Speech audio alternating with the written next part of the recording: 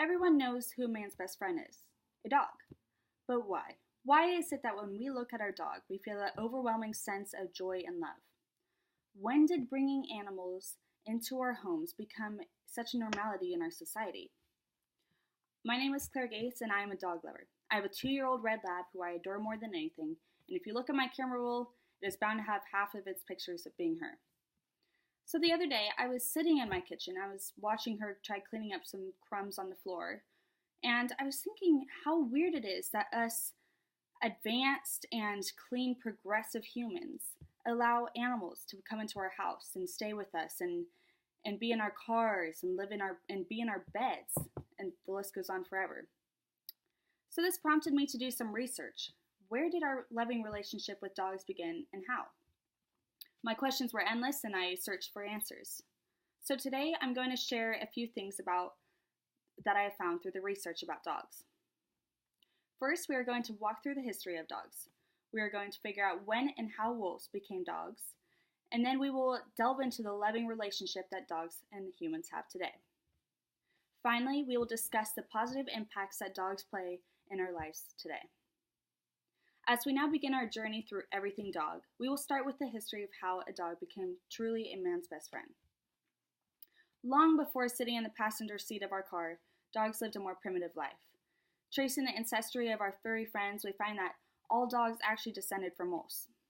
According to SmithsonianMag.com, gray wolves and dogs diverged from an extinct wolf species some 15,000 to 40,000 years ago. This is a broad time period, but it's presumed actually that dogs may have actually been domesticated more than one time.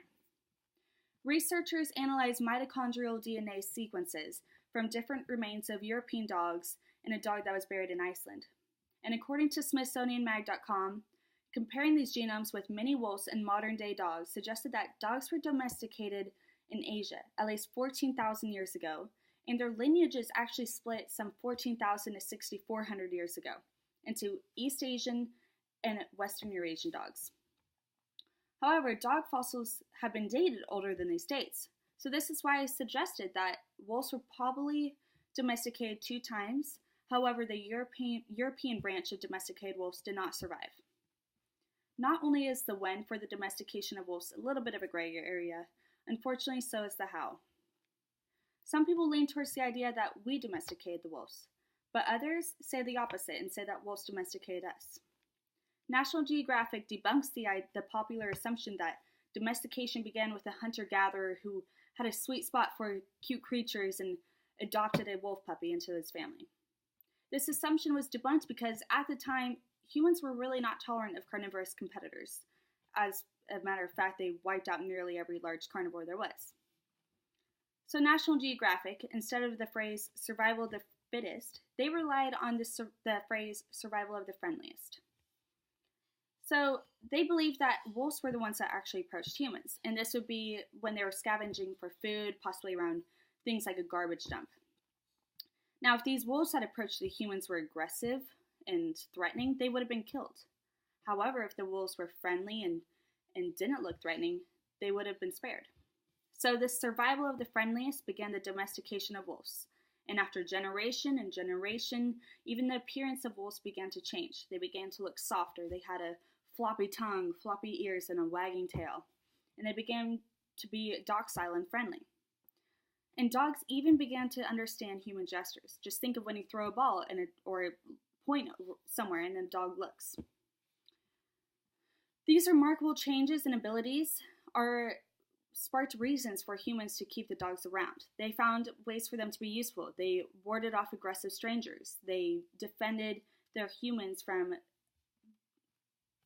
predators.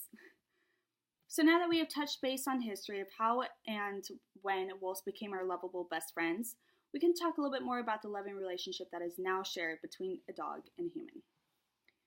So dogs and humans, they're different species, do not speak the same language, do not even physically appear to look similar at all. So how is it that we seemingly perfectly are able to coexist? It turns out dogs are actually not too different from humans. According to Psychology Today, because dogs are descendants from wolves, they often share a lot of their wolf social behaviors. Some of these wolf behaviors that are shared are emotionally bonded to their pack members and greeting each other after being separated and also being territorial. These are parallel behaviors to those of humans who are emotionally bonded to family and friends and don't want strangers in their house. These similar social behaviors are actually part of what it makes it so easy to identify with your dog as one of your own and adopt them into your family. While the similarity of social behaviors between humans and dogs affects our relationship, so does the fact that they evolved alongside humans. A study was recently conducted and showed dogs are actually able to process language in a similar way that humans are able to. They're able to differentiate from words that are important versus words that are unimportant. Now, this is not shown in wolves, so it shows that as the dogs have evolved alongside humans, they've evolved different ways and differentiate physically and through their psychology than wolves. Research also, interestingly enough, shows that looking into the eyes of a dog triggers the hormonal response that is the same and responsible for bonding humans to human babies. This hormonal response is part of what makes humans feel that fuzzy attachment when they see a dog. Now that we have learned a little bit about the amazing relationship that dogs and humans share, we can finally delve into the impact that dogs have on us today. It is truly amazing to see the impact. So dogs, they not only play the role of our fuzzy companion, but some dogs even have jobs. For example, there's police jobs who use their sharp noses to sniff out drugs, bombs, and missing persons. There are service dogs to help with people with disabilities, and there are even herding dogs who herd livestock. For the dogs who do not have specially assigned jobs, though, they assume the role of being our furry friend, which actually comes to many health benefits for us.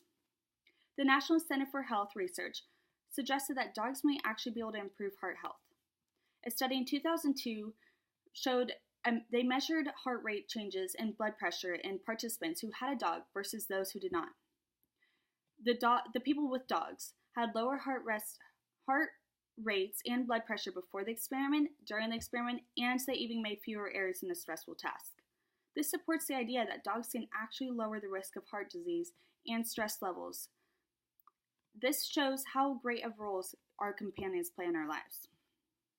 As we come to a close in our journey, think about a furry friend that you have known, and think about the role they may have played in your life. Now that we have gone through the journey of everything dog, we can look back at what we have learned.